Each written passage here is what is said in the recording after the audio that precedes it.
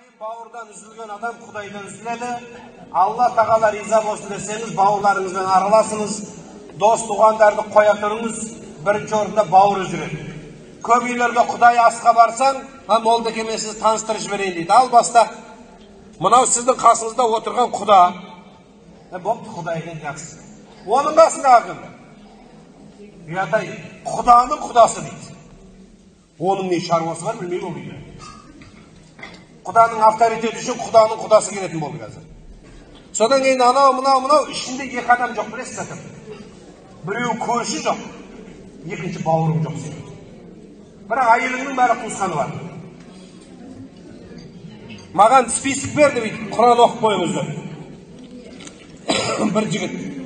Списокты оқып келе жаттığında бағана жігіт жақсылар еді.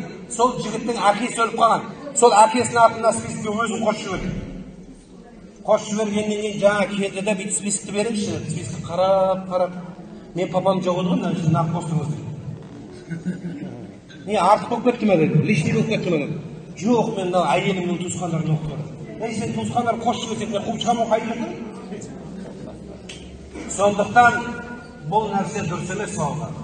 Дұрыс, қайын жұртты сыйлау керек, ешкім оған сөз демейді. Бірақ шариғат бойынша бірінші бауыр тұрады, ағайын тұрады.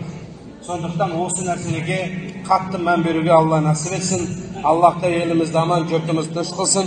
Бұл қазір күлетін нәрсе емес, бұл жылайтын нәрсе болып тұр мен сіздерге. Мен көзім көргеннен кейін айтып жатырмын. Сондықтан бұл бар нәрсе, осы нәрсеге қатты